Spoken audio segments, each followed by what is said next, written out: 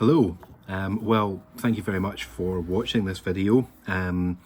David, our minister, asked us to find someone who was willing to participate and get involved in doing some of our work on some of the sermons. Unfortunately, absolutely everybody else declined, so you're stuck with me. So I want to think today about moving on from Easter and the idea of our response to Jesus and his sacrifice at Easter time. For me, when I first started looking into it, there's loads of historical evidence for the death and resurrection and life of Jesus. When you look at historical documents like the accounts of Josephus, the Babylonian Talmud, Tacitus and Pliny, all those seem pretty compelling to me, that this sort of guy in the middle of nowhere was documented by all these people who were renowned historians. But none of those things are as strong for me as the disciples' sacrifice after meeting the resurrected Jesus at Easter time. I had a look to remind myself of the fates of some of the disciples, and Paul was beheaded. Peter was crucified upside down because he didn't feel like a normal crucifixion would be okay for him. He felt it would be too much like Jesus, and he felt like he wasn't worthy of that. Andrew was crucified in Greece. Philip was put to death in North Africa. Matthew was stabbed to death. Bartholomew was killed in Arabia. James was stoned to death. Simon the Zealot, we think, is killed in Persia. And Matthias was burned to death. Pretty cheerful stuff, you know. So if you're coming in for a bit of a pick-me-up after all the fun of lockdown, then maybe you're starting to press the stop video button right about now. These were the responses, though, of the disciples to seeing the resurrection of Jesus. It doesn't sound to me like the responses of people who were taking part in a huge hoax. What would be the benefit of dying for some massive hoax that you had tried to pull off? And it got me thinking about the response that we have in the modern world, in these times in particular, of lockdown of the coronavirus, to Easter and to the resurrected Jesus. So I was watching a really striking interview the other day on YouTube. You know, when you go sort of down a rabbit hole of YouTube, well, this was a real rabbit hole, and it was a woman in the United States of America, and she was being interviewed after she came out of her church. This was a couple of days ago, maybe a week ago, something like that. So the country was in full lockdown at that point. And about 300 people were meeting up in this church, and they were shaking hands and they were hugging, and all those kind of things were going on. And an interviewer was asking her some questions through her car window as she came out of the church meeting and of worship as well. And he asked the woman, "Do you feel safe going into a church with 300 people?" And she stopped for a second. She said, "I feel totally safe. I am washed in the blood of Jesus, so I'm totally safe." And the interviewer sort of thought about this a second. He said, "Okay, but what about other people? Because other people might not have a faith, and other people might be people that you come into contact with. You might pass the virus on." And the woman sort of thought for a second or two, and she said, "Okay, I've got an answer to that." And she said, for them, they should repent, believe in Jesus, or be burned in the fire. And that was her response. And what was really so striking about this to me was that it had her name on the screen, and then in huge capital letters, it had Christian across of it. So this was her response to Jesus' sacrifice. That she felt that because of Easter and because of Jesus dying on the cross, she had some virus-deflecting powers And she also thought that if you didn't believe in the same things as she believed in, you would be burned in fire. So it got me thinking about what our response should be. Hopefully not that. So there's been quite a few interesting and quite inspiring stories throughout the whole lockdown and throughout the whole virus spreading throughout the world. And quite a few of those to me have sort of flown under the radar. And I'm going to do some proper mangling of names here, so I'm really sorry about that. The first one was a really remarkable woman called Suzanne Hyatt in Belgium. And if I've got any folks that are from Belgium, I apologise for the mispronunciation there. And she was 90 years old, and she was brought into a hospital. And when she was in the hospital, she was told that she had coronavirus and that she was at extreme risk. And so they offered her a ventilator and some treatment. And she knew from coming into the hospital, Belgium, if you notice, has been really hard hit. And she knew from coming into the hospital that there was loads of people struggling to get treatment. And she said to the doctors, do you know what? I've had a really good life.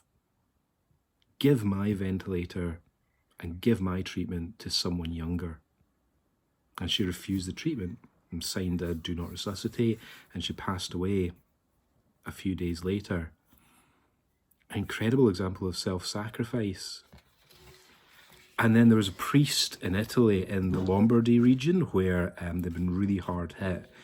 And he had actually some breathing problems before any of this started. And his parishioners, one of his parishioners, or maybe a few of them, I didn't quite get the details of that in the story, had donated breathing apparatus to him to help him. And he decided that he was going to give up that breathing apparatus and donate it. And he passed away as well after donating his breathing apparatus for people that he didn't even know. These stories of sacrifice really sort of made me think about a story that stuck with me when I was young.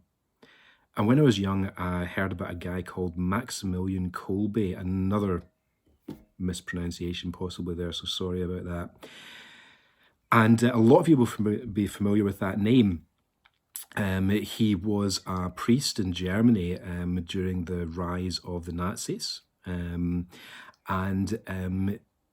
When the Nazis came to power, he was offered actually to sign something called the Deutsche Volkslist because he had German ancestry, and that would have protected him a great deal from what was to come.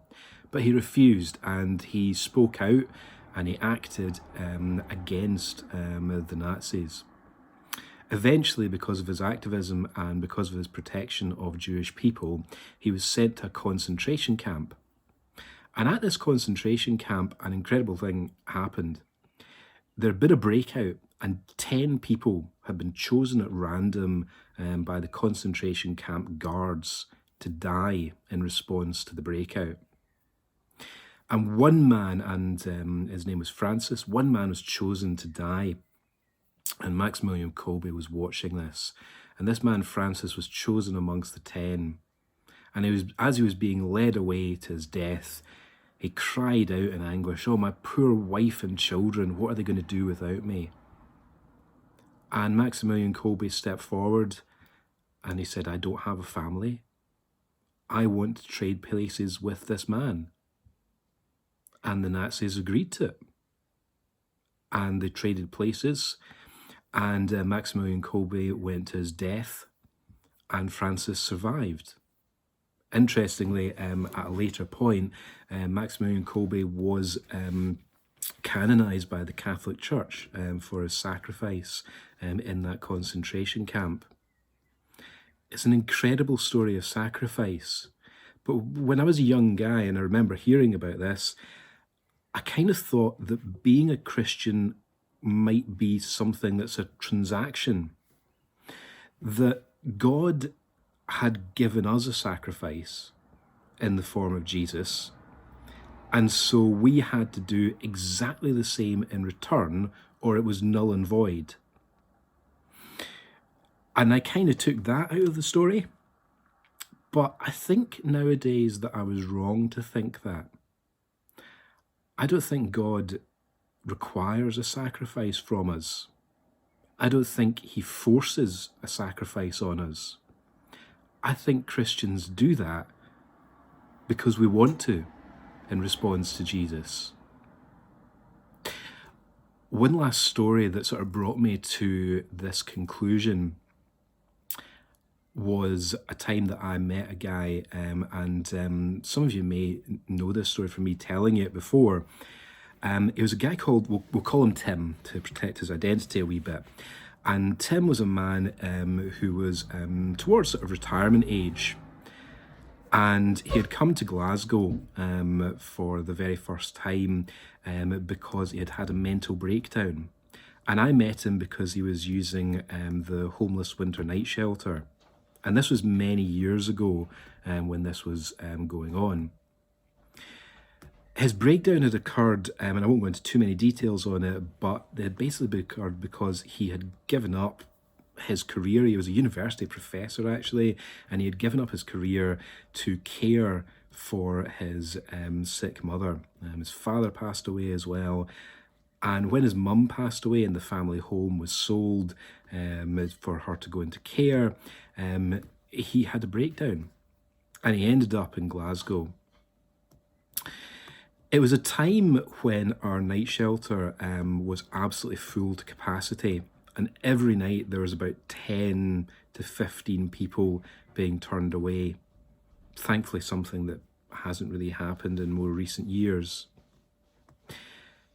And I was chatting to him at their sort of food service where we give out food to guys who are struggling, and I knew him pretty well. We always had a wee chat of an evening, and we got on pretty well. And I was chatting to him over a cup of bad coffee. I was saying, "Oh, how's it been at the night shelter for the last couple of nights?" And he said, "Well, I've not been." And I said, "Okay, have you got accommodation now? Have you got somewhere to stay?" And he said, "No." But he said, because I used to work for universities, and because I think he was doing some kind of course or another, and because of this, I can get access to the library for the university in Glasgow. I'm not going to say which one in case, it gets into trouble or security staff get into trouble in some strange way. I know we've got folks that work in that field. And he said, I can get into the library, and as long as I don't fall asleep, I can stay there all night. The only thing I can't do is fall asleep. So he said, I thought about all those people that stand in the queue, and I thought for a couple of nights, I'll just stay awake and I'll give one of them a bed instead of me. And it made me think about how he would never meet the people that he sacrificed for, and nobody knew that he did this, but he did it anyway. He was a man of great faith. And he said to me when we were talking about it, he said, God would love me even if I elbowed my way to the front of that queue. God would love me exactly the same. But he said, when you sacrifice in that way, when you give something up, you can hear this music of God playing through your life. And that music inspires us to love and to sacrifice. Not because we have to, but because we want to, in response to Easter, in response to Jesus. I quite often think about him. He's not in Glasgow anymore, as far as I know, and I wonder how he's getting on. But when I think about him, I often wonder to myself, if I was in his shoes, would I have done the same thing for someone that I didn't know and that I would never meet? I don't know. So when we think of Easter, and for us in this time that we're in just now, we think of the sacrifice that Jesus has made for us and the sacrifice that maybe we should want to make in response. So as we leave this video in a moment or two's time, I want us to think for a moment, what does the music of God, as Tim put it, want us to do and ask us to do? Does it ask us to do shopping for someone? Does it ask us to phone someone to check in on them? Does it ask us to show love and compassion to someone that really needs it at this moment in time? Someone maybe that we find difficult to love? Because when we sacrifice in response to Jesus, that music of God plays throughout our lives. And I believe that music and that Spirit of God, it calms us, it comforts us, and it keeps us safe wherever we go or wherever we don't go. Thanks be to God.